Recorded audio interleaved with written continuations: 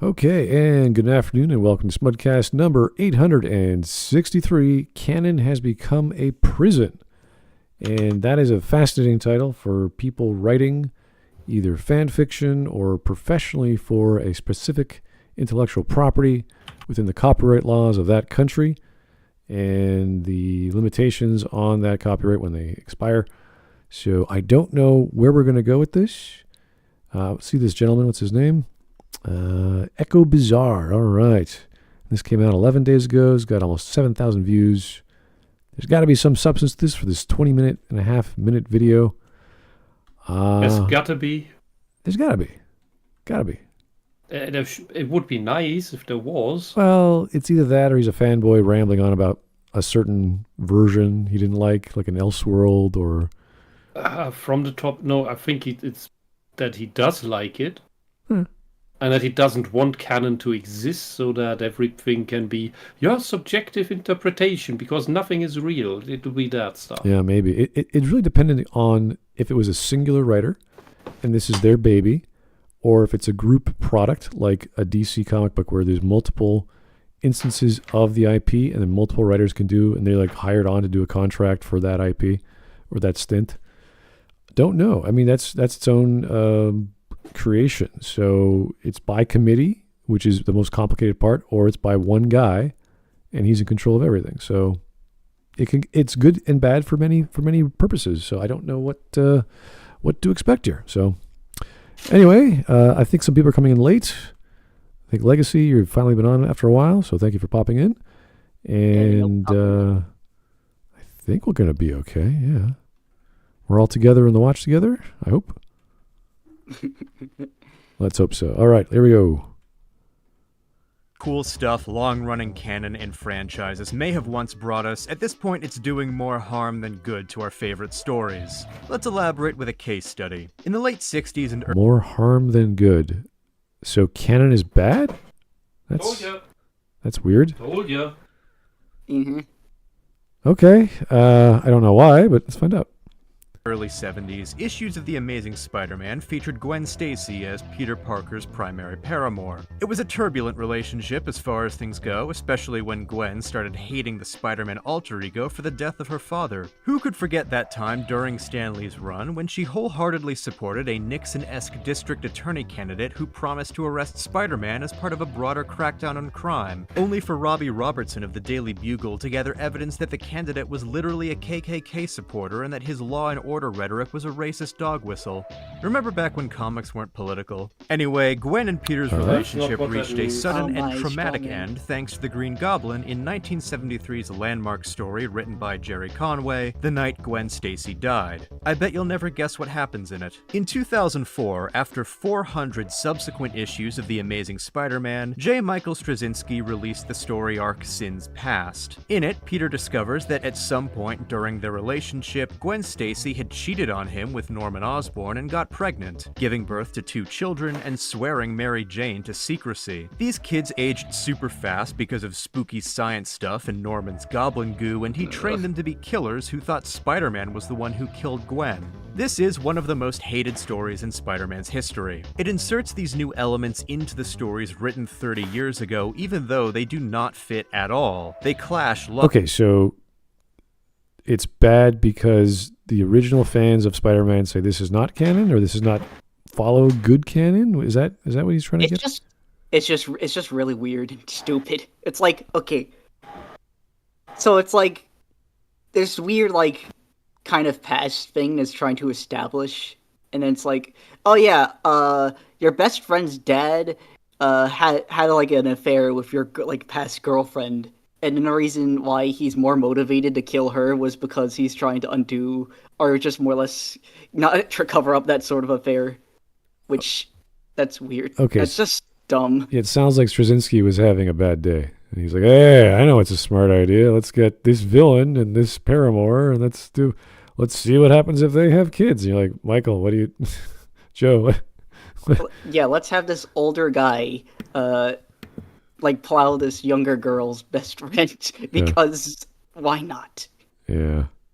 I don't know. Maybe Jay was going through a hard time after Babylon 5. Who knows? I think I do recall this as a bit of a like 90s issue, I think. So I think things went weird. Yeah, after that. Well, he said 2004. I think that was the whatever. Yeah, somewhere around there. Yeah. It's definitely like all the whole crash. Writers have bad stories. It happens. We all have logically, thematically, and characterizationally. These were two stories written by different authors for different reasons, expressing different ideas, separated in real time by 3 decades. But they're supposed to be within the... Expressed in real time by... What does that even mean? Within the real time of the story.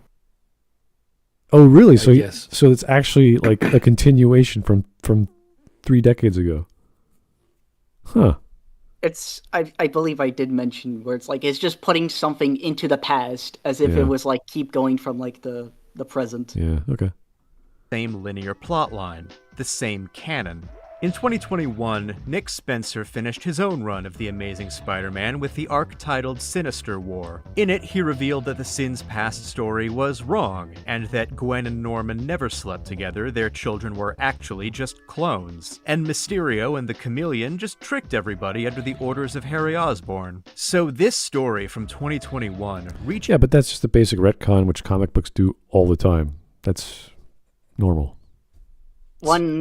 I believe one example of this was like after the Peter David run, Jenkins took over the writing for Hulk, and then he tried to establish that Professor Hulk is actually a separate persona from like Savage and Joe Fixit, when in reality he's a combination of both was it Savage and Joe and Banner, until Peter David came back and said, nah, turns out that like different Professor was actually Nightmare in disguise. Yeah, I mean this is the problem of comic books with different writers on the same...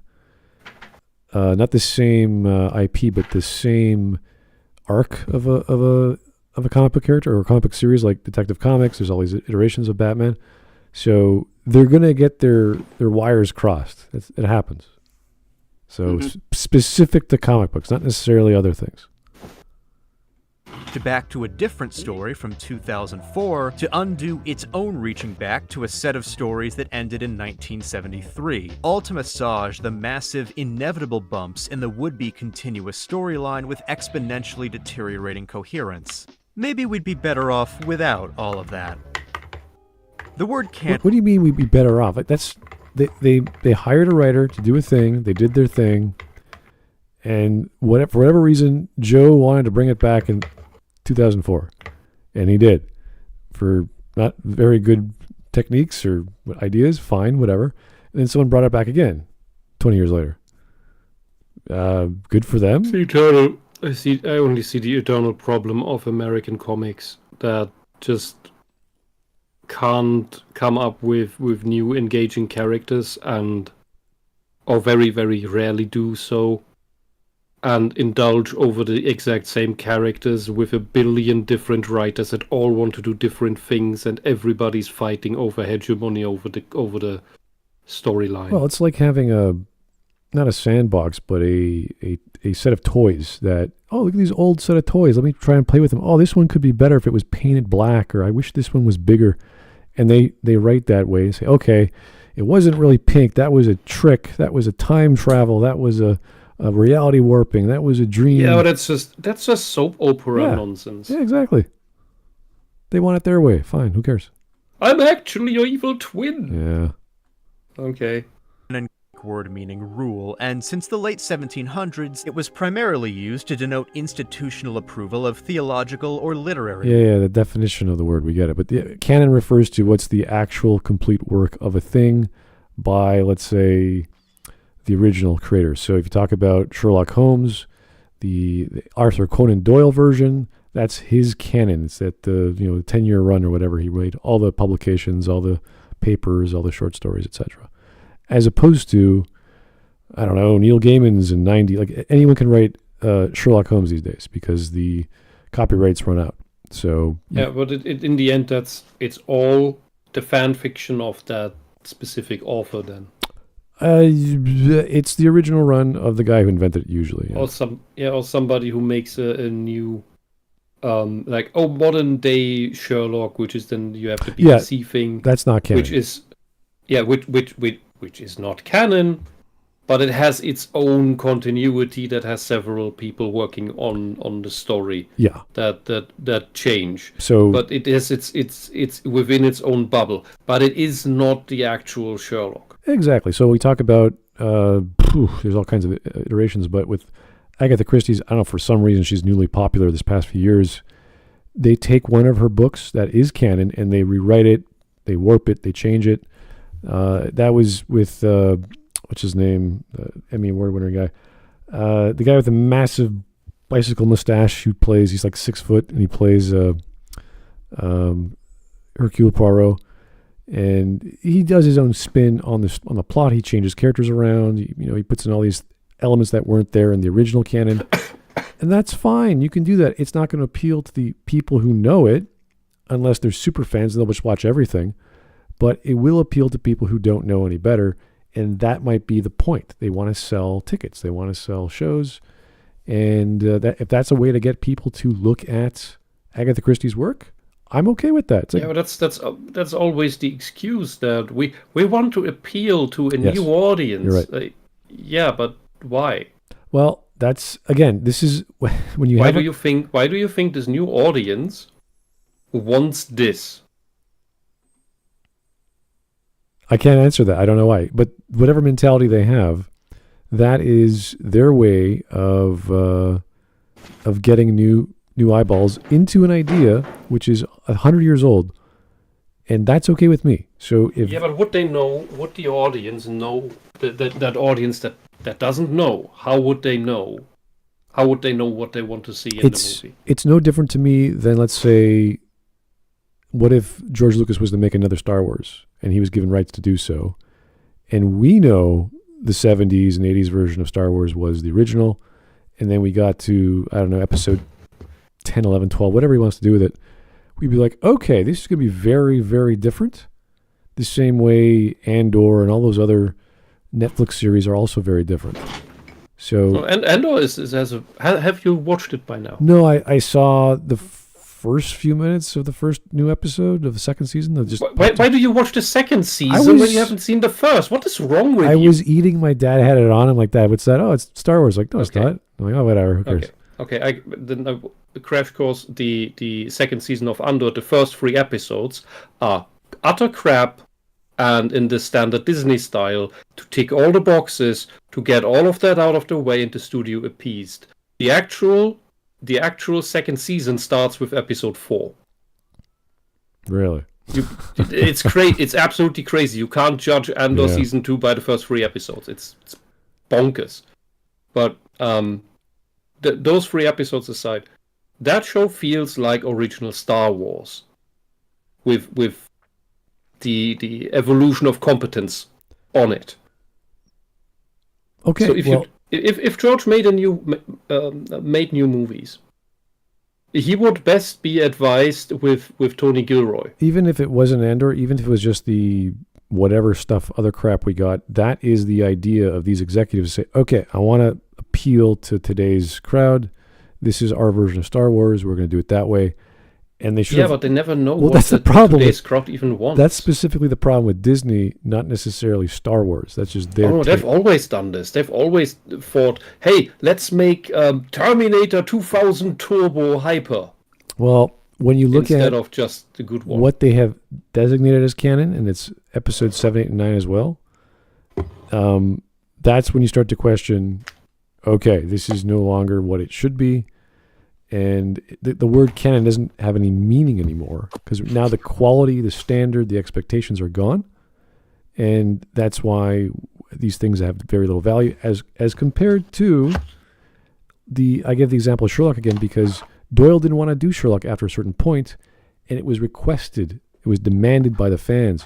So he came back, brought the character back in a dumb way, but fine, it worked. Mm-hmm. And they got the same thing, if not more of the same thing. So it's like going back to a bakery that closed down, but the guy's like right next door. He's like, hey, this is your bakery, right? It's like, yeah, well, we still want your bread. It's like, okay. And he purposely makes more bread because everyone wants it. So that's different. Star Wars is its own monster now that's owned by so many executives and producers that the wrong ones. It's no longer what it should be. So canon is irrelevant.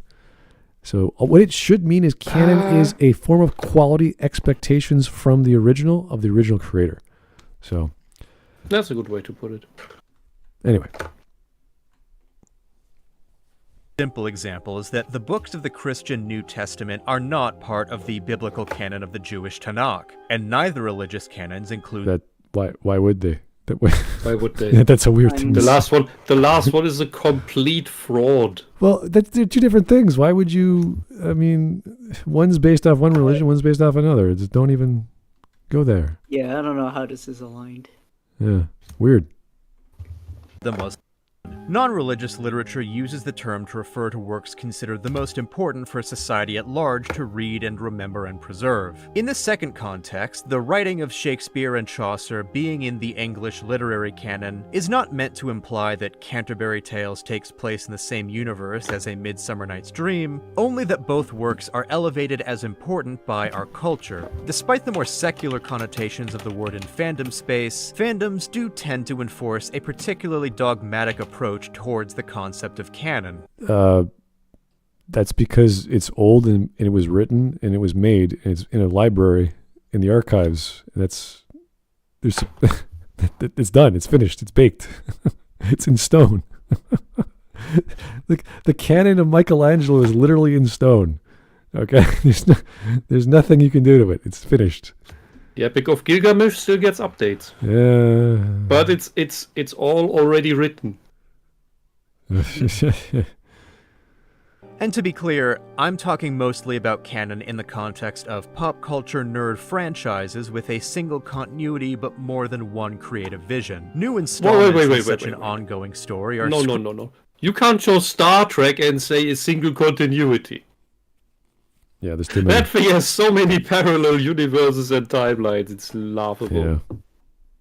Scrutinized for continuity, for reverence towards what came before, to determine the worth of their inclusion in the canon. Anything declared to be non-canon from the get-go is not valued as much. The intensification of... Well, okay, this is different because there are all kinds of offshoots, all kinds of iterations, different writers that have a different idea, and Elseworlds comic is a great example where they're allowed to do all kinds of crazy things and they write great stories about your favorite characters in a different light you weren't thinking about, and that's the fun part. And they're not... Yeah, and they're deliberate, official what-if stories. Exactly, and that's great. So within the context of comic books, it's fine. Within, I don't know, think of adaptations of, let's say, was it White Wolf with the Kindred series on TV as low budget. Yeah, that's Vampire the Masquerade. Yeah, as low budget as that is, that was a pretty good production for what it was worth. It wasn't amazing, but for what they could do, it was faithful. Yeah, exactly. So people who like the series as a whole or the concept of Vampire the Masquerade see that series, they go, hey, this is not bad. So you can appreciate things with a different slant if it retains it to the original in a way that is likable. And you could say that about any series that expands beyond itself or is bought out and is adapted to another thing, like with Vampire and its video game iterations. And now we're going to have another video game iteration sometime this year, I don't know exactly when, of the Masquerade, Bloodlines. And we're all holding our breath because we know it's going to be bad, but we have this big optimistic dream that it's not going to be bad. So... Yeah, I think it needs to be another 5 years in the cold. Yeah, well. All the things we love are gone. It's true. They will come back. Have you noticed, have you heard of this Expedition 33? Yes, I have. That is something old coming back. Okay, AAA, I agree, yeah. Yeah, and like for me, it was out of nowhere. Well, I knew of it like a year ago, half a year ago. And whenever my Steam emails me, it's like, oh, it's out. And I'm like, oh, what's that? Hey, cool. I'll wait another year for that to go down in price. I never buy it.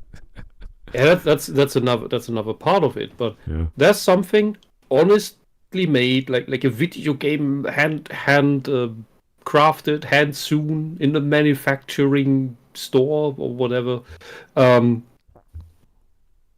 by just passionate people who like great games, who were kept down by Ubisoft. And I saw it was a turn-based 6-man team out of 8, which I thought, wow, that's ambitious to get that many turns per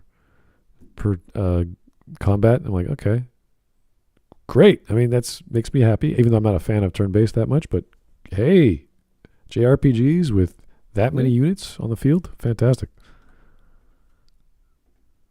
This has been aided by the industry part of the entertainment industry. If canon is decided by institution, then the canon of lucrative pop culture franchises is determined by IP rights holders, almost always entertainment corporations, who unilaterally decide to add new installments to their canons. In theory, this could mean that franchises are consistently putting out high-quality work in order to live up to fandom standards of canon, but we all know that's not what happens. I just gave you one of the most infamous examples of the contrary. Yeah, but that's not the IP holder's fault. That's them spending money on a writer and allowing the writer to do what they think is good, which does screw up. I'm not saying Straczynski's a bad writer, but he's not perfect. The same with Gaiman. He's not perfect. They do have duds now and again. So it's normal. Yeah, and it's not that you have this one artist who crafts this epic that impacts the world. There's a lot of the Rings, or that is the Discworld novels, but just a corporate product that works a bit different. Yeah, and look at that example he gave was Peter David. He's a prolific writer. He does all kinds of weird stuff, and 85% of the time it's good, but some of it isn't. But again, he did what he could for the time he was given. Somebody hired to write something is different than a writer. It can be the same writer writing his own thing out of passion. It will be a completely different product than just getting a job. For the corporate thing, yeah, and for the corporate thing especially, that which really decides the canon in that is the audience reception, and maybe he's getting into that here. Maybe because as I kept saying for since TLJ came out, Disney Star Wars in the end will be decanonized. Except for Andor. Well, also think in terms of the medium itself. Like Peter David has done Star Trek novellas, and that is not a fun place to learn about Star Trek. But if you read a Peter David version of a Star Trek novella, it's at least passable. You're like, oh, okay, this is enough science fiction that isn't too, I don't know what to call it, soupy. Kind of like, I can eat through this, but it's not really fulfilling. It's just kind of goopy, and there's nutrition. I just don't know what it is. I mean, I don't know. Hard to describe his stuff. Fandom material, and the larger they become, the more they fracture under their own weight. Fandoms factionalize around the different elements of the work they are most drawn to, and come to see their own favorite parts as the only parts that matter. And from the creative side, signing up to add one new square to the narrative tapestry becomes exponentially harder the later into the story's life you join. Why? Ideas become recycled, characters run out of places to We could make the Warhammer argument where they completely messed that up in 40k by saying, it's nothing is actually really solid, and that breaks a lot, and it's just a bad excuse. It depends. There is canon in 40k, but GW just doesn't care about proper oversight and proper coordination. Yeah, it depends. They don't have proper Bibles. It depends on how much depth there is to the lore to begin with, and how consistent it is in the canon for them to say, "Oh, I'm going to do my own iteration of, I don't know, Luke Skywalker character or a coming of age character in the Star Wars world or whatever." Great, so long as the writer knows how to do that and they can understand where the concept or the spirit of Star Wars comes from, then great, it'll be fine.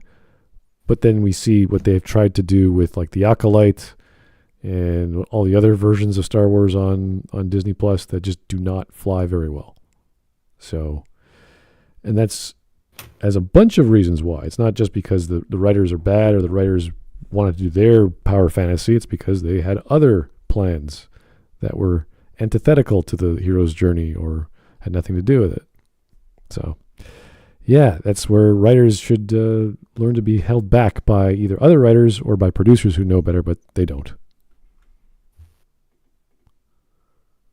Become inevitable. There will come a point where it is absolutely unreasonable for a new creative team to go through all prior installments in a canon before starting their own work, and it will be impossible to avoid contradictions of some kind. Even an extensive wiki won't solve the problem because a wiki is a collection of facts, not a valid alternate way to experience characterization, theme, or Wikipedia. Yeah, No, that's... don't trust wikis.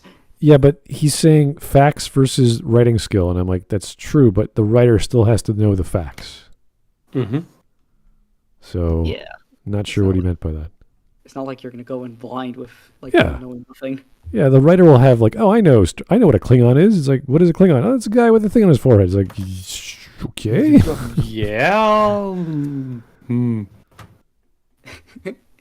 Lives Bugman. will shift, even if a new writer knows all the dry trivia. And a story that extends through generations will inevitably change as the generations of its creatives change. A sequel can't break ground that its predecessor already smashed through. Sure. Why not? What's wrong with making another Princess Leia story or making another Han Solo story? You can do it. The problem is you have to follow the lore, and you have to know how to write a Han Solo story or whatever the story is. So no, you could do that. People will buy it. I'll buy it. If it's a good, like I was excited about the Solo movie. I was like, oh, this is gonna be cool. It's like Han Solo. They can't screw that up. And they totally botched it. Wrong decades. Yeah. I thought this was gonna be a slam dunk. It's like, nope, they screwed it up. So it happens. Anyway, here's Gingaman. I don't know why Gingaman's giving money when he should be here. But okay, thanks for the tip, Ginga. Canon is only a prison if you allow it. I agree. In the case of Devil May Cry, rather than get rid of DMC2, they instead opted to refocus the series' narrative and bolster DMC2's contributions to the canon and, by extension, the greater character arc of Dante. Use what you got. If it sucks, try to make an omelet out of the mess. Make an omelet. Yeah. Yeah. When the egg is broken, make something with it. When the milk is spilled, not all is lost. Yeah, when you're hired to do a job and you see the broken toys in the toy box, you're like, all right, this is what I got. Yeah. And when your milk turns, make cheese. There you go. All these analogies were great. Or skewer. So, wishes must be considered. A new author will have different sensibilities, different opinions about the characters and setting.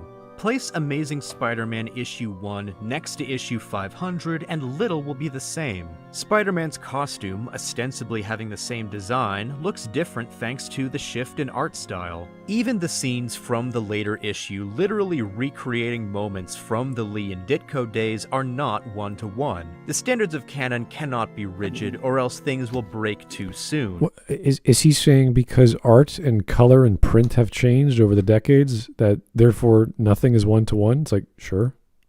I mean, yeah, sure, but then again, I mean, I would not, guarantee, John, I know that John Romita Jr., the artist you see on, the right, did admit in, an interview that he cannot capture, his own father's art style, so he had to, work with what he got. Exactly. That's fine. No one's saying you can't get different artists and different techniques and technology to make comic books different. That's normal. And people would rather buy a nice glossy print of 16 million colors than whatever 88 they had back in the day. That's just technology. So is he confusing technology with canon? That's a bit weird. I mean, I think there's also a matter of a art style change over the years where it's oh, this art style used to look better, and then it's back now it's just kind of a little messy. Yeah, imagine if George Lucas never made ILM and he just made episode 1, 2, and 3 without CGI and everything was practical and everything was handmade. Would it be more canon or less canon? I don't think that's an argument. I think that's just silly. In fact, you could even have a case where it's the same artist could get a little messier over time. Take, for instance, again, I'm just going to go off with Peter David Hulk again. Todd McFarlane, for the first few issues with Grey Hulk, looked much better until later on, where he started to get more bricks on his eyebrows. A lot more like chippy inks around his eyes. Jeez, I remember the 90s. Holy crap. that was like late 80s, but really? Late to mid 80s, but yeah. Oh boy.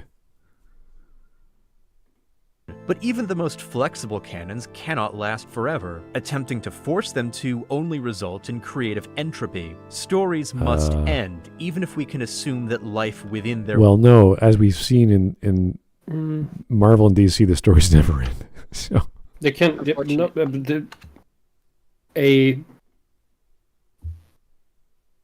was it? And a part of the story can end. That doesn't... You don't need to tell another story. They're basically just transitioning into the next story. That's what I did in the MCU. But overall, a movie should be a closed story. And technically, you don't need another. Technically, the story is told. The next movie should be another story that expands things, that makes things more interesting. Because if you just do the same thing all over again, what is wrong with you? I believe what you're kind of missing here, Wisp, is that the MCU tends to rely too much on set up to the next thing and the next thing. Whereas if I look That's at what I said. That's what I said. I know. But if you take something like I don't know, say JoJo's, where it's the part ends and then you just kind of have to wait for the next part to come out. Well, yeah, I think that's based off the nature of the story itself, where they'll do something creative and they'll use the lineage or some reference to something that came before it in JoJo's. I always go back to Agatha Christie just because I know it, but she did not have to kill off Poirot in Curtain. She didn't have to do it, but she says, "Okay, I'm done with Poirot. I want to keep writing crime, but I don't want to do it with him, so I'm going to kill him off. He's an old man now. Blah blah blah. There's a story. He's died. Okay, great." But again, we still have Poirot, or we still have Agatha Christie movies coming out, which are based off Poirot books or Poirot plays or unpublished stuff. So people still want to see it because they like her. They like what she has done, and not necessarily the Kenneth Branagh stuff that came out recently, but I don't know. There's stuff I haven't seen. I'm not interested. But if you can get a person to be into murder mysteries, that's impressive. That takes effort, and I'm not saying they're good or as good. But, a car, it doesn't have to be a Ferrari, okay? It just has to get you from A to B. And if the story gets you from A to B, and there's a mystery involved and someone was killed, and it wasn't stupid, I think that's impressive, okay? Yeah. And even with even with the MCU having these teasers at the end for the next thing that's gonna happen, you still don't need to make another movie. You can just keep these there for the audience to have its imagination going. Yeah, if Marvel goes bankrupt, there's nothing lost. They're going to keep making Batman movies or Batman stories, and they're going to get a new actor every time. It's always going to be late 20s, maybe late 30s Batman. It's okay, he's doing Batman. There's Commissioner Gordon. There's Catwoman. Okay, it's not going to change much. Work on. And the more creative perspectives we attempt to staple on to one linear narrative, the more that conflict in theme and sensibility piles up. Let's look at yet another Spider-Man case study, One More Day, the story where Spider-Man sells his marriage to the devil so that Aunt May can come back to life because then Editor-in-Chief Joe Quesada thought that marriage aged Spider-Man too much, but getting divorced would age him more and be a bad example for kids. It is, perhaps, the most unpopular decision in the history of the character, maybe even all of comics, and it is entirely a result of the fact that mainline Spider-Man comics are all meant to be a single continuity, but are also meant to perpetuate indefinitely. After all, why would it matter if we got a bunch of stories of Peter Parker being happily married to Mary Jane and getting older and even having kids, if other writers could just tell their own stories about a younger Spider-Man, not beholden to considering this as their definitive future? So many of the most beloved storylines in superhero comic books are alternate continuity works that can be their own thing, that can pick and choose which parts of other stories to incorporate and which ones to ignore. Adaptations of comics are substantially more popular than the comic books themselves nowadays. Yeah, but why is that? If you go from a print to a movie or video game, there's a larger audience for that. That's what makes it popular. Not necessarily better, but you could argue that the medium becomes its own creation, like the Arkham series for Batman. That's hugely popular. And you can't do that in a movie. You can't do that in a book. So it becomes its own creation. So it doesn't matter which is more popular. Is the story any good? Is the gameplay any good? Then you're evaluating different things and you're comparing apples and oranges. There's all kinds of great Batman comics. There's dozens, if not hundreds, I haven't read yet. I know they're out there. I just don't have time. Movies are more accessible. It's all linear. You sit back, you relax, you have some popcorn, you get a Coke, and you may have a great time. With video games, you've got like a 20-hour investment for Batman, whether it's a Telltale or whatever version of Batman that's out there. So many. And they're relatively good. After, I think, the 2000s, we finally got good Batman video games. So, yeah, I remember those side-scrollers. Those are pretty bad.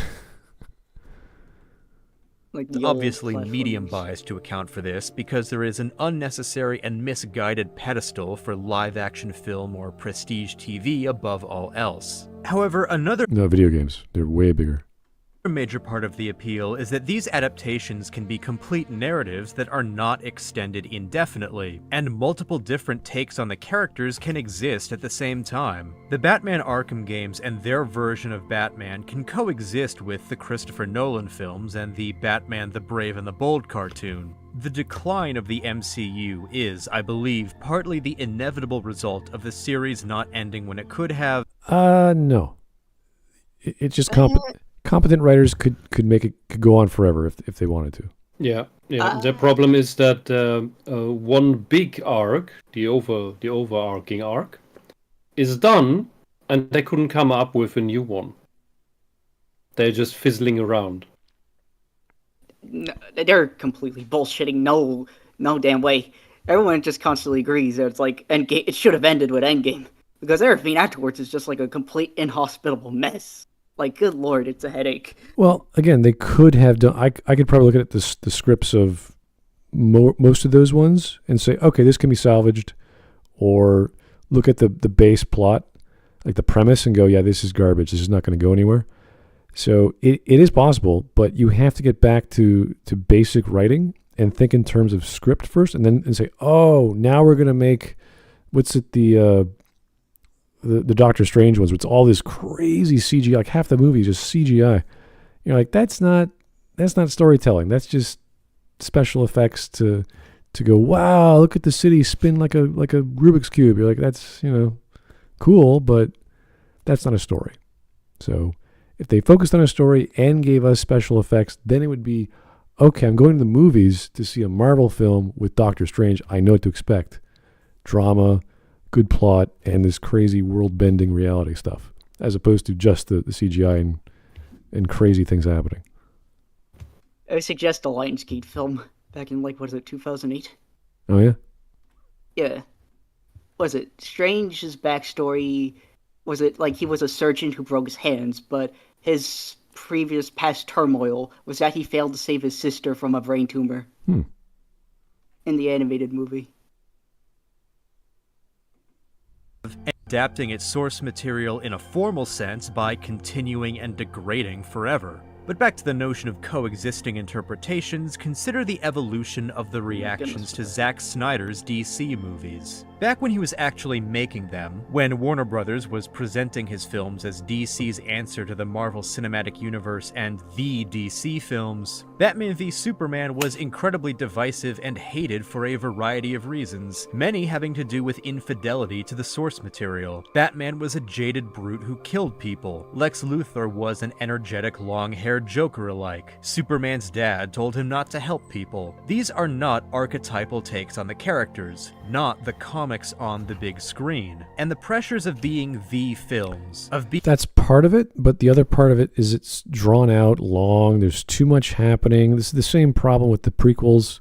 There's too many plot threads, and it just drags on and on and on. That's why you have that stupid Snyder take, which is 8 hours long. I can't 4 remember. hours. Yeah. It's ridiculous. It's like, dude, what are you doing? Why would you They're do just that? it's like trying to compile all this type of stuff into one single type of story, and it's just like, It doesn't connect. It's Doesn't click. when you have a story, or when you're writing a story, you have to have a singular premise that follows through. Like, for example, I'm watching what is it called, Spy X Family, which is an anime about a fake family trying to stop a war between two countries, and it's silly. It's a silly premise, and the premise has been keeping itself together as goofy as it gets. The problem is it hasn't changed much. This is the opposite problem. It's the same premise even in the second season. It's like nothing has changed.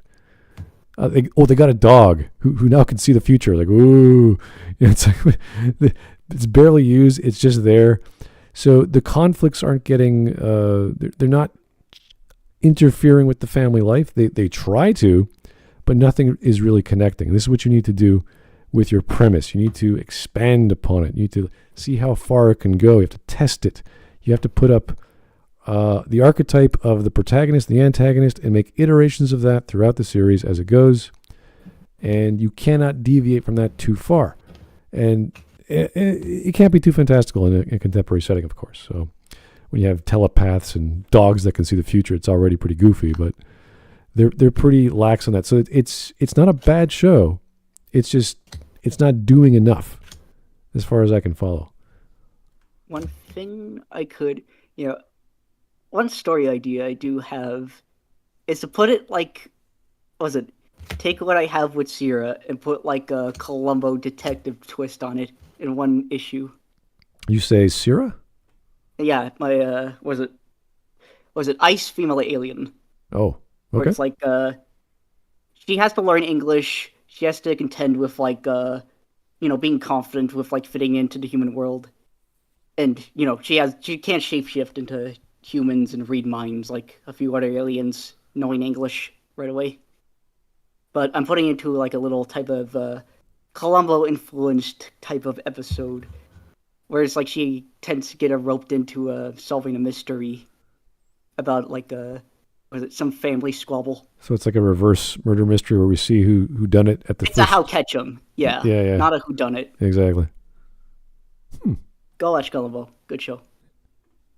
Being the general movie-going public will see as definitive versions put a unique kind of pressure on them. But years have passed, the Snyderverse is dead forever, James Gunn's take is on the horizon, and Superman fans who wanted a more wholesome version have already gotten stuff like the impeccable My Adventures with Superman. Films have introduced the multiverse, normalizing the idea of different versions of the same character. Snyder's Superman is no longer the cinematic Superman. He is now a particular take on the character.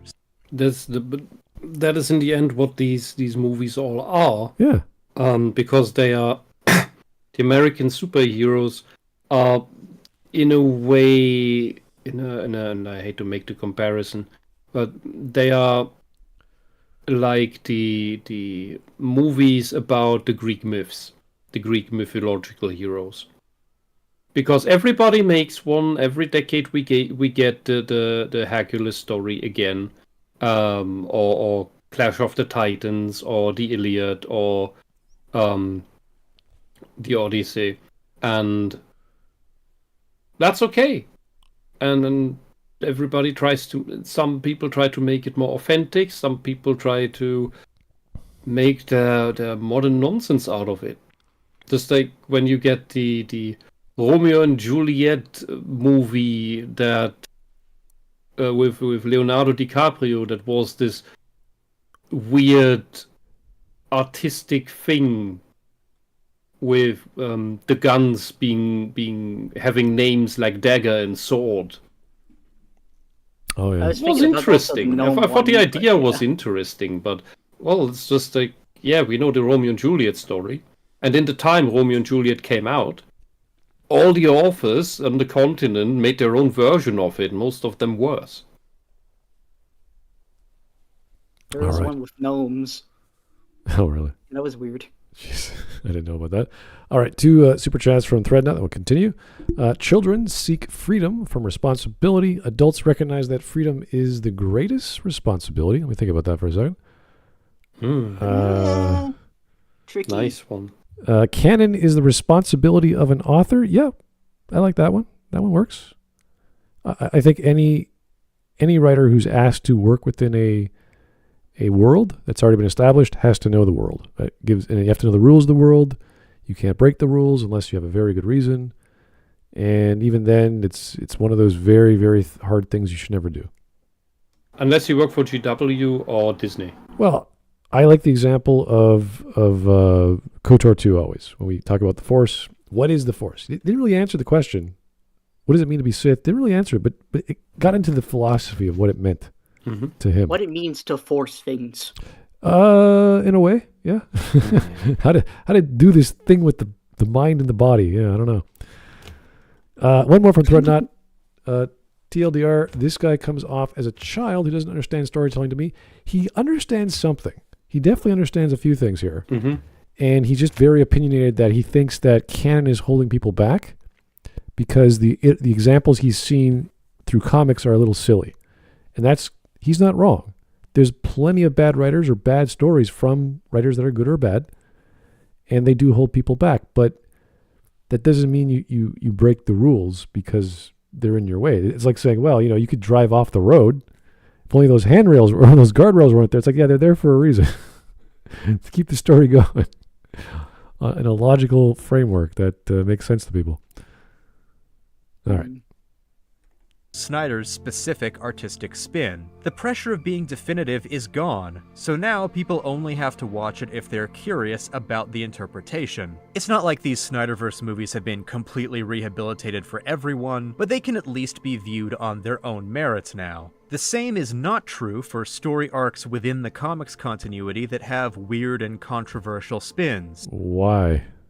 Like the Spider-Man Spider Totem stuff. I'm sorry, Straczynski, I've been picking on your run a lot, but I do genuinely like what I've read of it on its own merits. Unfortunately, canon means it can't be judged that way. More recently, canon has been troublesome for Arcane and League of Legends. The show is great, especially the first season. The second is still really good, even if the ways it fails to go from 8 or 9 out of 10 to 10 out of 10 are heartbreakingly obvious, and the interpretations of the various League of Legends characters are pretty fun. When Season 1 came out, it was understood by most as an adaptation, and any deviations from then-current League lore didn't matter. But then, when Season 2 ended, it was determined that actually Arcane was now the new League of Legends canon, and characters like Warwick, Orianna, and Victor, who ended up fairly different in ways that at least worked. Yeah, but this is, exactly. This is what Riot does, is they reinvent a character every 2 years or so. Yeah. And they League never had a set canon because they kept rewriting the characters every other patch and gave them completely different backstories. Exactly. And we've gotten used to it. Like, yeah, who cares? Yeah, Pantheon is a guy who's ripped and he hates gods now. Whatever, sure, yeah. If it wasn't that they would also uglify them in the same go. Well, they know that they can't. The reason they're not making that many monstrous characters is simply because they don't sell very well. And they're not a hot chick. Because their main market is South Korea, where they spend silly money on the skins for the pretty girls and pretty boys.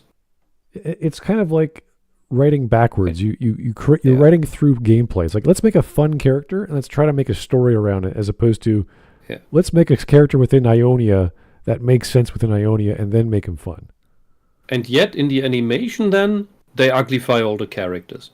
Well, I remember the short video for the domination mode that they made. I think they retired it some years ago.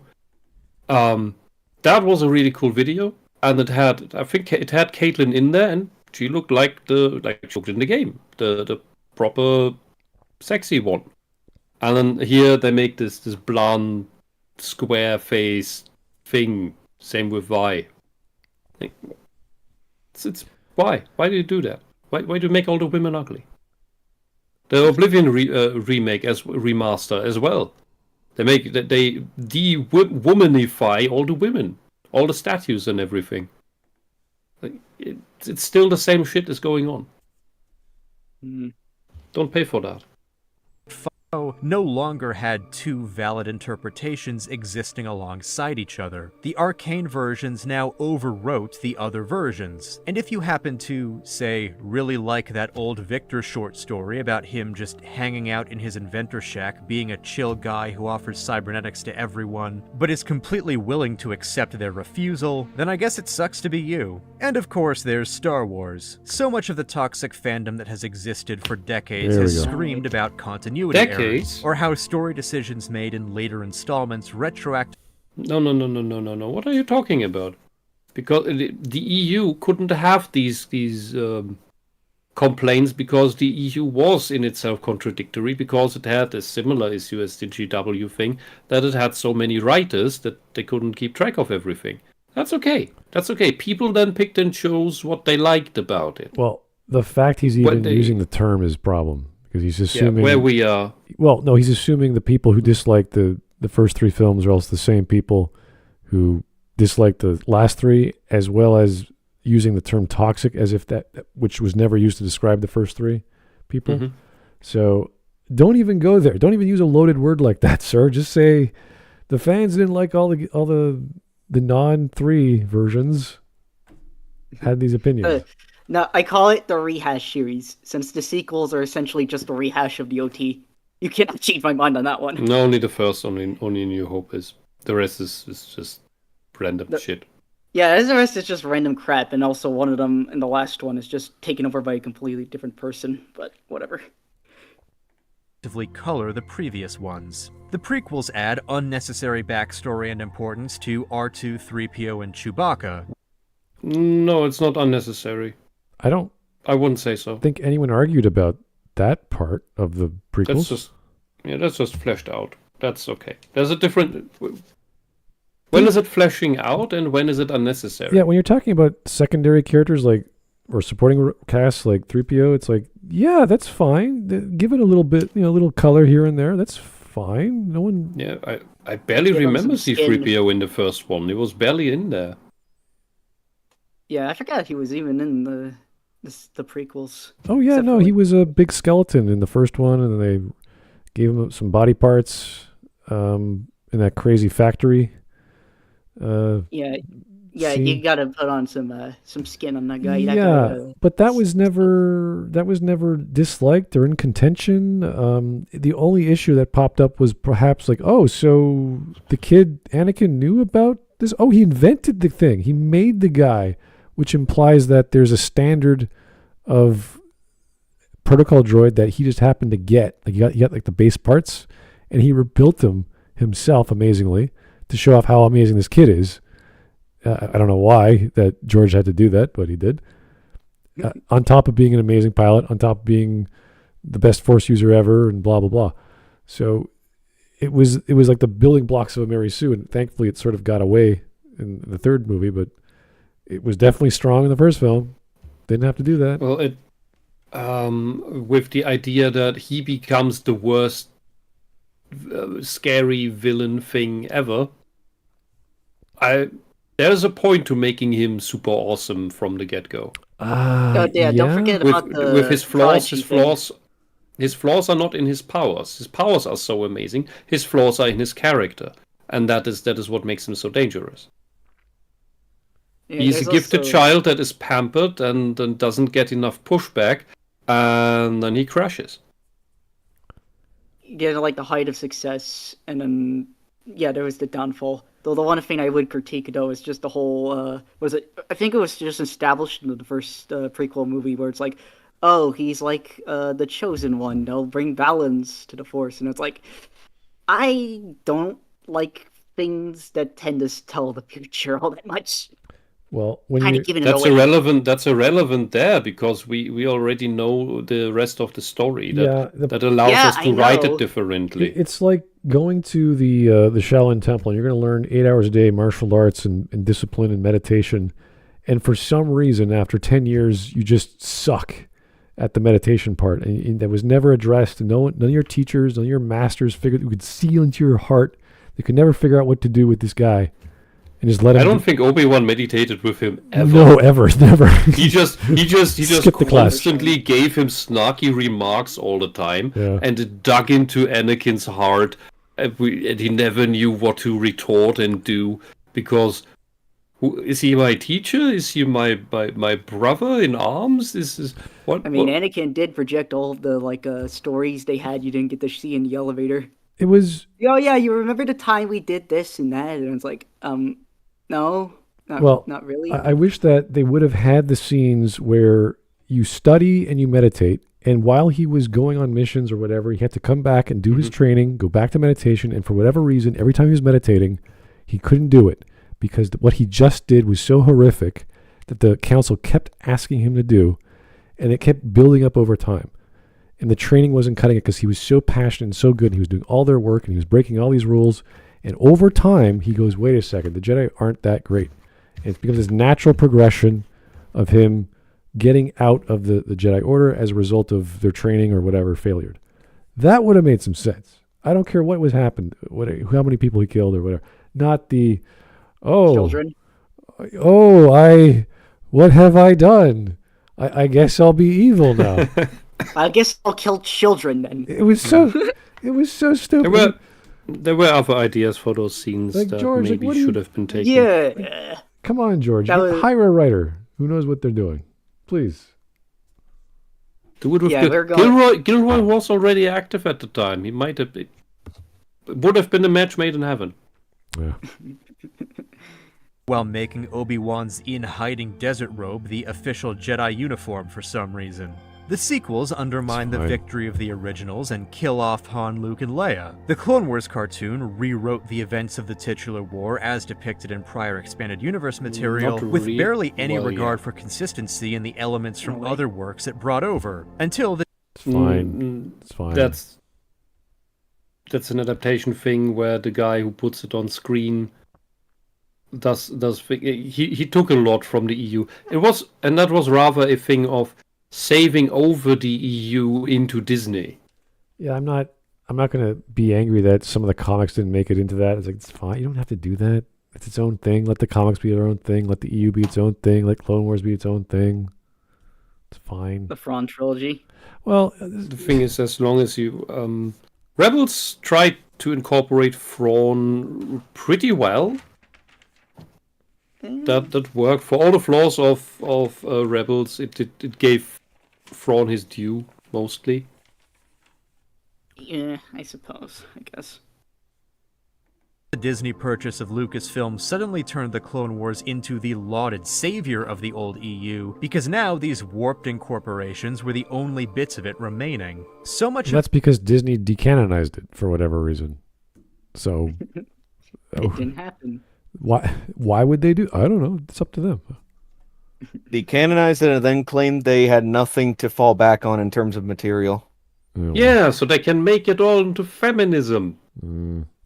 And then we're just going to use that material we decanonized and say we just still decanonized it. It was like Yeah, oops.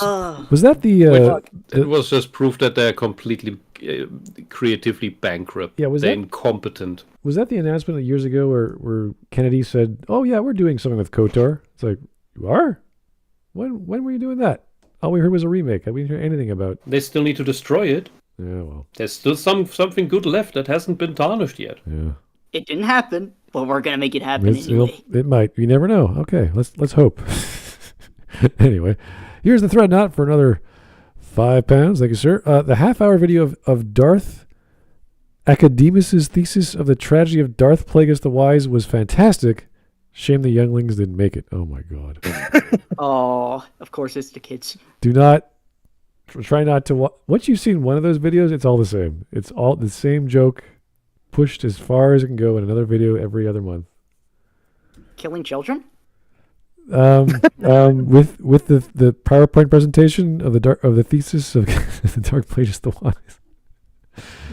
Yes, I've watched 5 versions of that as the years went by. From that, was it Seals Are Good or whatever, that YouTube channel? Anyway. Lord. Hoy. The exhausting discussion about modern Star Wars is drowning in how new works relate to the canon instead of actually considering them on their own merits. There is literally no good reason to care that Yes, there is. There is a very. We are talking about a prequel series to all the iterations of Star Wars we've seen. So this is way back in the day. You have to be very, very careful when you're talking about science fiction, with technology, with the design of starships, with everything. Everything has to be very, very tight. Or else what you have is a mess. You have a mess of magic that is masquerading as science or technology. And then you have all the stupidity of the Force, which should have been a thing figured out. Like if you have a 1,000-year-old order of magical monks, I think they know how to do the magical monk thing fairly well. But apparently they forgot how force heal works, or force speed, or all these other things that movie magic screwed up for us, or lore in episode 9 screwed up. So yeah, it's kind of important. And then there's the Star Forge. Oh yeah. Oh yeah. goodness. I was gonna interject and be like, it's not necessarily magic, because magic, although I'm biased with it, does follow within like a bandwidth of rules of what it can and cannot do. This is just kind of like saying, oh, the writer could just do whatever it wants whenever it needs to. So the Superman argument. Well, Sorta.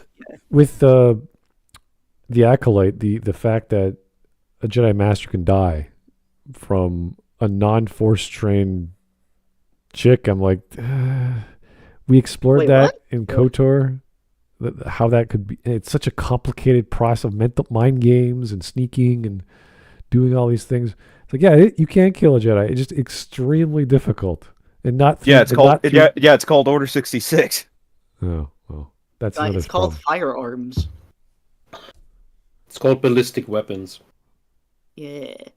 Mundi being in the Acolyte makes him older than he was in the already decanonized Legends EU. That's why I love the show Visions. Disney got a bunch of international studios to make whatever Star Wars stories they wanted, with no need to stick to any specific canon. I didn't love every episode, and almost every studio getting only one shot at a Star Wars story means a lot of them include repetitive iconic elements, but I'm grateful that every single one exists. I didn't care much about Bandits of Gorlak or Au's Song, but they're worthy takes on Star Wars and completely worth having alongside absolute diamonds like Screecher's Reach or Village Bride. Hopefully the fact that Season 3 will have follow-ups to some Season 1 episodes doesn't change this variety and creativity too much. In Visions, Star Wars is a canvas, a toy box, fitting for a franchise intended for children. But if it is all meant to be a single continuous canon, that toy box becomes a cage. Suddenly it matters that there's this silly rock band featuring Jabba the Hutt's artsy relative floating around in the narrative.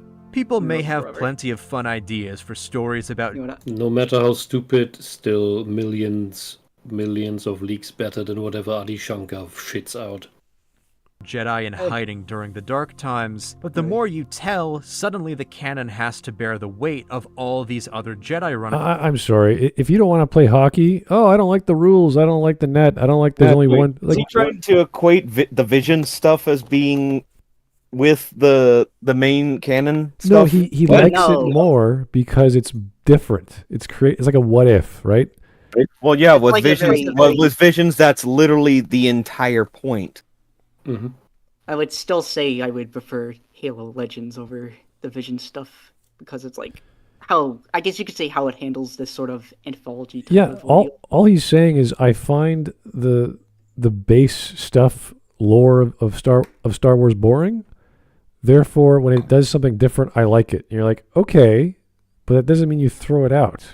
He has the typical mind of somebody who wants a theme park that has ever more flashing neon lights every time he goes there, and it needs to be grander and bigger every time, and it's all about the visual elements. Oh yeah, it's all about. For him, it is all about the TIE fighters and lightsabers. No restriction, just spectacle. That's why story doesn't matter to him. I wonder if he wants a stricter. Imagine he was a strong canon believer. He wanted even stricter, smaller rules that, you can't use force powers after this point, and everything gets tighter and tighter and clearer, so that the world is so much fleshed out because the rules are so strict. Like that's the opposite of what he is, obviously. But that to me would limit the writer even more, so they can focus on plot more and characterization more, as opposed to let's just let's open up the boundaries on the sandbox and just go crazy, throw the sand in the air. Let's see what we can do. It's like no, it also forces you, Kinga. It's like to that point, Smut. It's like again to bring up Devil May Cry again. It's like the one time they did open up to doing something different, it was the reboot, and it was dog shit. And then comes DMC5 and is well within adhering to the canon of what came before. And look what happened. It became basically the best game in the series. Because it stuck to canon, and it actually tied up a lot of loose ends that had been left behind by the other games in the time between DMC4 and 5, which was 11 years. And when you have hard, clear-cut, strict rules, that also means that you can't just do everything. You can't just Deus Ex everything. You can't just magic everything. You have to work with what you have and therefore find new solutions, which is what makes the whole setting more creative. Yeah, like this guy, if he were to read a classic Agatha Christie murder mystery with the way that is told, and it's told very quickly. It's not a novel. It's it's not a short story. It's a novella, really. You would say, well, if they use different techniques from the police would need Poirot, and it's like, yeah, possibly, maybe, but it's all set within 1920, 1930s UK, where forensics wasn't that big a thing yet. So you had to have a super genius to walk around and explain things and think out all the iterations, because the ideas of these plots are kind of ridiculous. They're kind of over the top complex for the sake of making it fun for the audience to not even conceive of these ideas. So when you get the reveal, you're like, whoa, it's not as complicated as I thought. It was just we couldn't see it because there was so much other stuff we couldn't put together in the puzzle. So that's the beauty of lots of good whodunit fiction, is that it's actually the most obvious, simple answer, but how you get there is very difficult. So if you were to change those formulas, let's make it super complicated, and some of her stories are, then it's like, okay, there's no possible way for me to penetrate this mystery with my tiny little brain, because she made too many clues and too many pieces of evidence that it makes no sense. That's because you didn't do your taxes, Smud. Remember when Martin said, Token, not enough tax policies? Well, like, what are everybody else doing with those taxes? He can't go somewhere. Really? For a more concrete example of what we currently have with Andor, one of its weaknesses is that hyperspace travel is too fast. They're effectively teleporting around, the usual problem that you have in some stories that plays in several faraway places at once. And while hyperspace does take time, it still only takes a day of a hyperspace travel from Coruscant to Yavin, which is that's just too quick. That's from the core worlds to the outer rim. That's too quick. Pretty far. And that raises questions of how the whole thing even works. All right, we are halfway done. The narrative of the films tells us that Luke Skywalker is the last one. All this is to say that once a series gets big enough, everything should be like Visions. All franchises should have this allowance. It's all fan fiction anyway once the original creator or creative team has moved on. So let's embrace that. Oh, so what is it now? So is it fan fiction? Wait. Is it fan fiction now, or is it canon? What is it? Because fan fiction is not canon. It's the polar opposite. Yeah, we have copyright for a reason. We have IP laws for a reason. And if the copyright holder wants to produce something from another studio or another writer, and they could third party it and say, hey, use the lore as a flexible basis for your... You don't have to have anything in stone. It's all just sort of loosey-goosey. Yeah, if a franchise wants to experiment, they are well within their rights to. Yeah, and we have that in Marvel and DC. We see that all the time. It's nothing new. To bring it up again, we got the damn DMC reboot, which I'll let it slide because that resulted in us getting DMC 5. Oh, yeah. It was so bad. Let's go back to the original. No one should talk about DMC. Well, yeah. Cool. I mean, that works for me. However we get genius pieces of art, I don't care if we have to make like 10 bad things to get to one. Well, not that much, but it's like they deviated so far from what the core of the series was that when they decided to go back to it, it came back better than ever. It's like they have to go through financial suffering and time to go, hey, wait a second, we're doing it wrong. When are we going to learn our lesson? Well, we're almost bankrupt. Okay. Well, in that case, it was just like making an out of nowhere decision for the franchise when they were already on a streak with 3 and 4, and then they let the fans decide with what was it, the re-releases of 4 and the reboot. The 4 won, and that's how we got 5. Well, I have nothing against... So yeah, experimentation is welcome. It's just a matter of how the quality of what comes out of that. Yeah, I think the idea of visions and what ifs and Elseworlds, these are great experiments. It's like, yeah, that's fine. Yeah, but if you stop doing the thing that you are, then fans are going to be like, nope, not for me anymore. I don't know what this is. And that's what happened with Disney Plus, except for Andor, because it changed things. It changed the lore.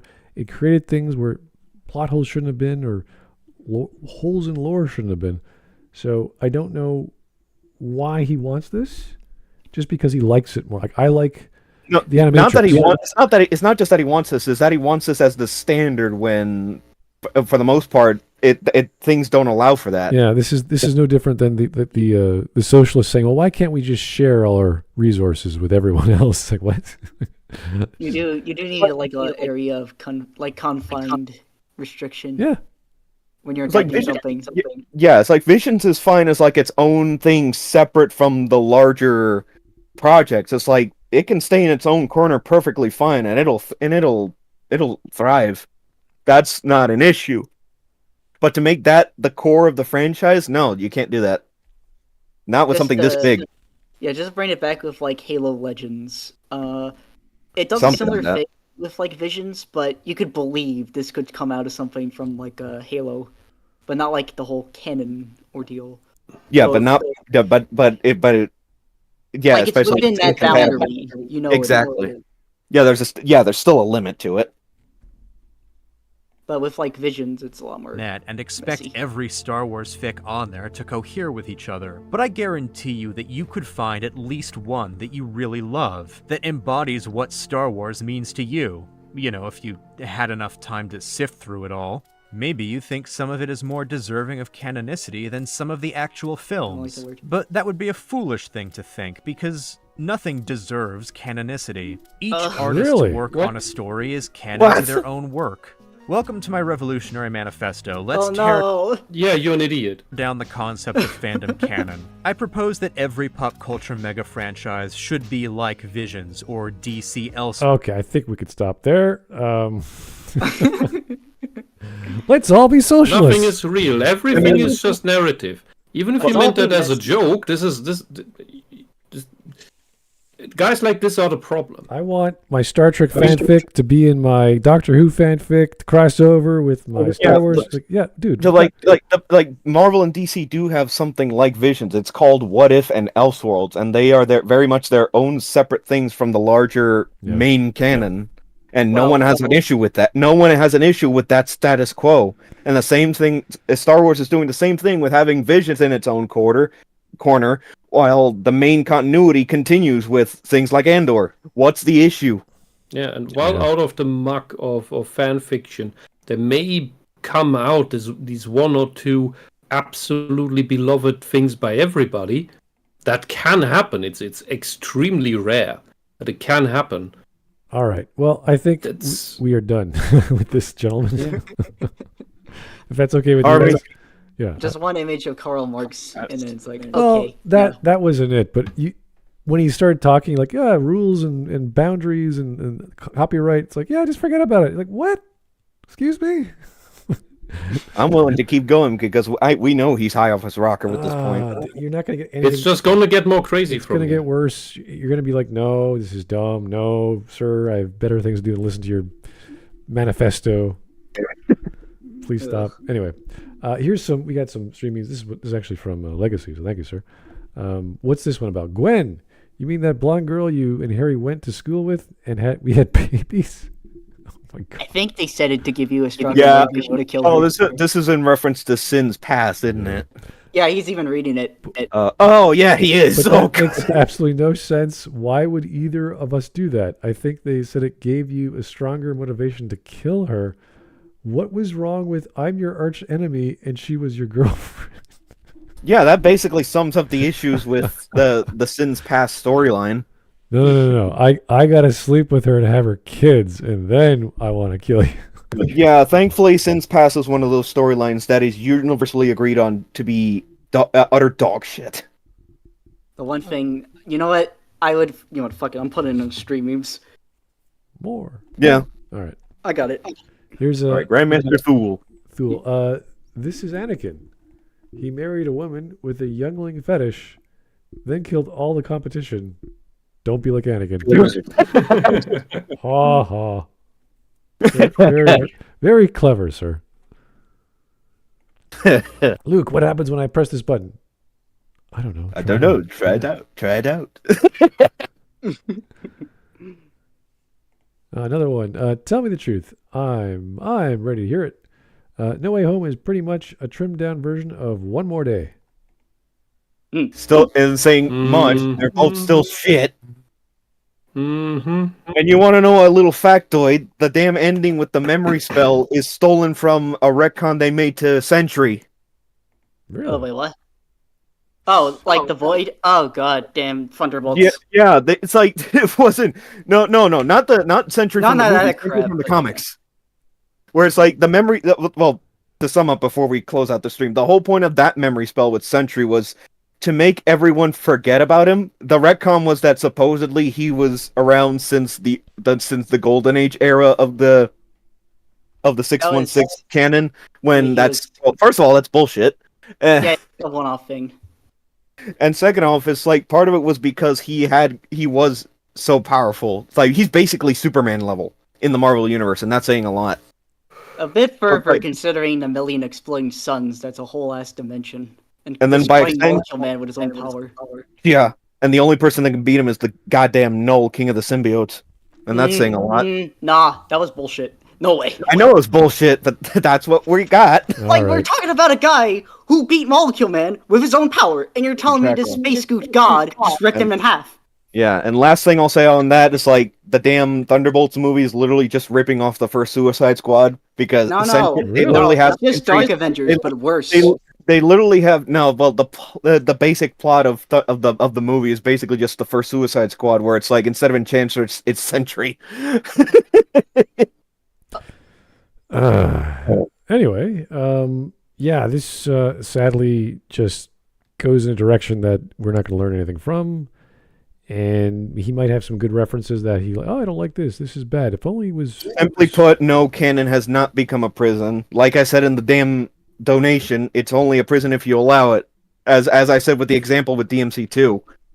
There's definitely if only everything could be everything, and we would turn into a Brethren Moon. Yeah. Anyway, if that were the case, I would have to accept the DMC reboot and the Netflix show and fuck both of those in the ass.